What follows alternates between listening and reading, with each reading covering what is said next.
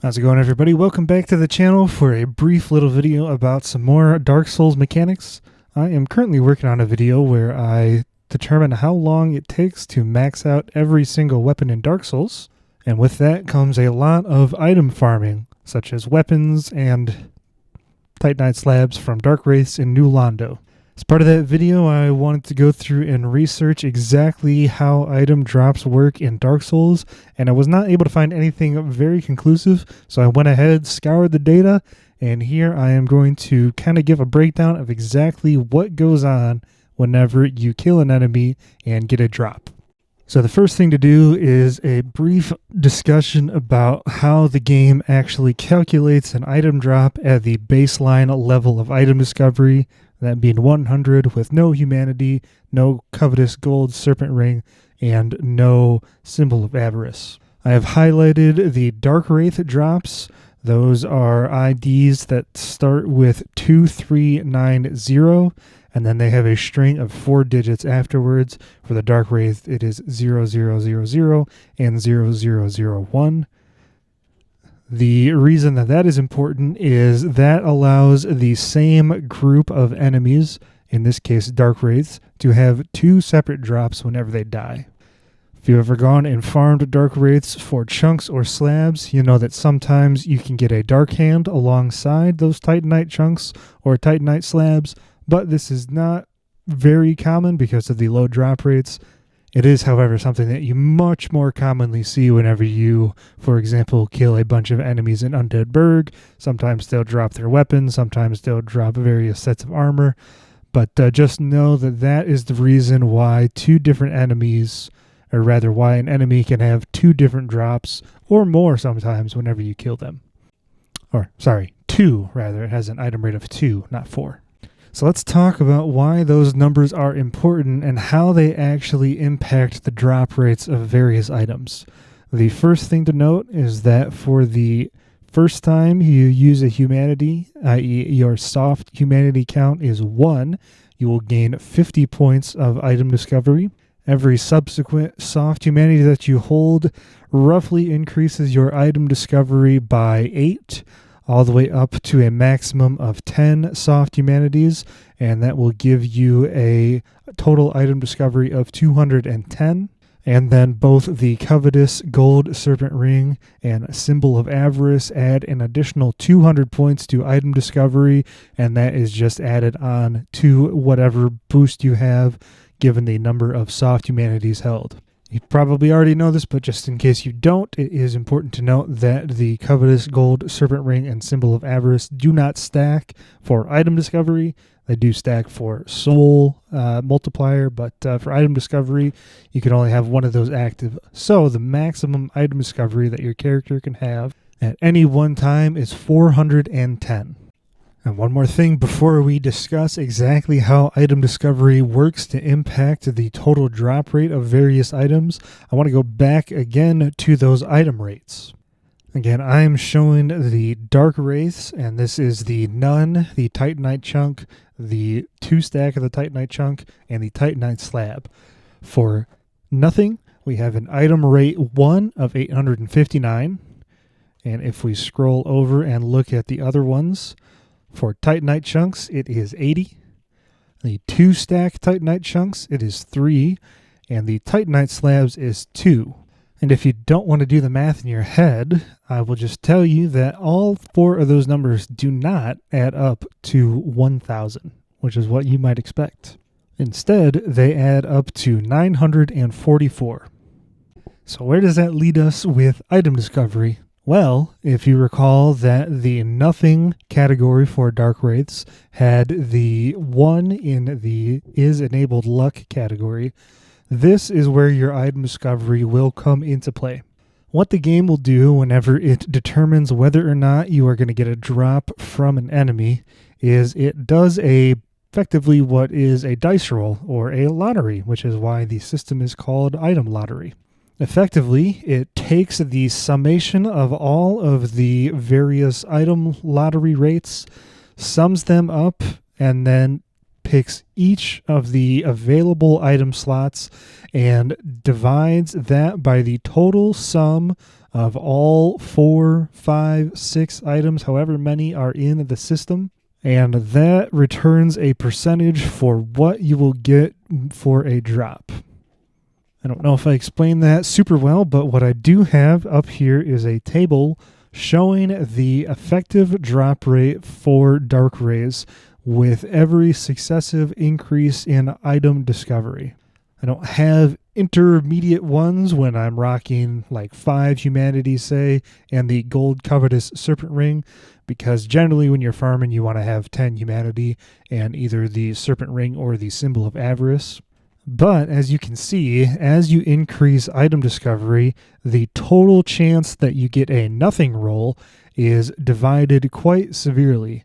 So when you go from 100 item discovery to 150, which is this 1.5 right here, what you do is you take the baseline level of the nothing category, you divide that by 1.5, and then you can determine the total chance of getting a drop from the enemy that you just killed.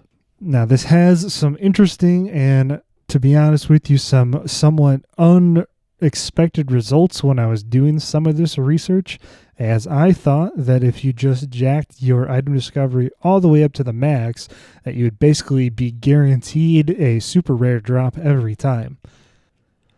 Unfortunately, or perhaps fortunately in some cases, that is not the case. As you can see that if we go all the way up to 410 item discovery, we only have about a 0.7% chance of getting a titanite slab from the dark rays. However, we do have a pretty solid shot at getting a titanite chunk, and with, I think, 10 dark rays down in New Londo, you'll probably average around 2 to 3 titanite chunks every trip you go down there, and you are roughly going to get a slab every 12, 13, or 14 trips. I can't do the math in my head. Another reason that this is important is this also means that all percentages are not created equal in the game system. If I scroll down in my spreadsheet here to the Chaos Eaters in Lost Izalith, you'll see that I have the various drop rates for the nothing, red titanite chunks, white titanite chunks, and red titanite slabs. You'll see that despite having the same item rate of 2 for red slabs compared to dark wraiths, that the proportional percent chance of getting a red titanite slab from each Chaos Eater is actually 0.64%, as opposed to the 0.68% for dark wraiths and dropping a regular titanite slab.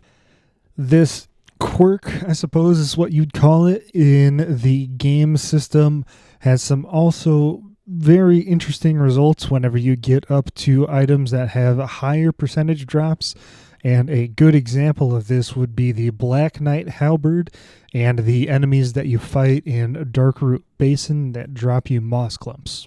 The Black Knight Halberd from the enemy in Darkroot Basin has a 20% chance, or a 200 item rate for the Black Knight Halberd at baseline level of item discovery.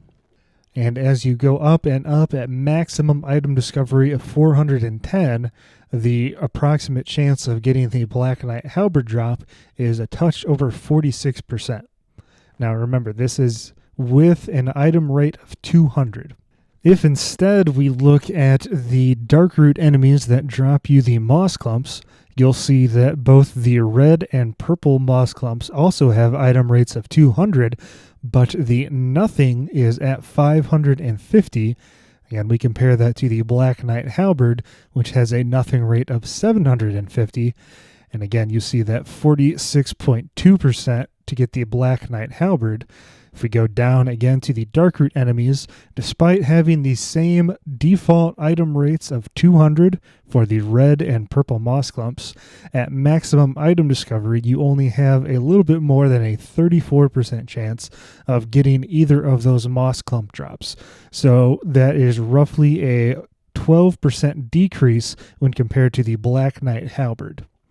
The only other thing that is kind of worth mentioning, and this isn't really something that you can actually do in game, but thanks to how this system works, increasing your item discovery to levels that you can't actually reach in the game by some external mechanism will not actually result in you generally getting the super rare drops, such as the titanite slabs. For example, if we go over here and we were to change our item discovery from 410 all the way up to an absurd number, I'll just throw a couple of 9s in there, you'll see that despite having a colossal item discovery rate, we would still max out at getting titanite slabs at just under 2.5%. Again, it's a very interesting way to handle item drops. You know, we can see how it does benefit us a little bit, especially when it comes to enemies that have less than 1,000 in the total summation of their item lot rates. But it also does decrease your odds of getting various drops whenever you are talking about an enemy that has a lot of different possible drops and that nothing rate. You know, it really doesn't do much. And when I say that, I mean that if we look at the drop rates for titanite lizards in the Great Hollow, this might be one, but it might be all. I guess I'm not 100% sure. You'll see that it has a bunch of different possible item drops. It has the nothing, of course, but then it also has a 2 stack of large titanite shards, 2 stack of green titanite shards, a regular blue, white, and red titanite chunks, and a titanite slab roll check. And here we can see the proportional rates of getting those various drops at levels of discovery. Again, this goes from 0 humanity down to 10 humanity, and then that very bottom one is the 10 humanity plus the gold covetous serpent ring. So despite the fact that all of these have a equal or very close to equal drop rate, with the exception of the 2 large titanite shards and green titanite shards, you know, increasing your item discovery all the way up to max really doesn't impact them a ton. It's obviously better to have max item discovery, but especially for enemies like this, really just that first level of humanity is all you'll really need unless you've already found the gold covetous serpent ring or symbol of avarice. So that's it for this video. I know it's been a little bit since I posted, but I have really been grinding out these dark rays myself for that upcoming video. Again, be sure to be on the lookout for that. I'll title it something like how long does it take to max out every single weapon in Dark Souls. So there's some fun research to do. Very interesting system that the game has in Dark Souls, and it's just really odd, especially when you compare it to some of the later FromSoft titles. Anyways, thank you so much for watching. Hope you enjoyed this. So I'll see you in the next video.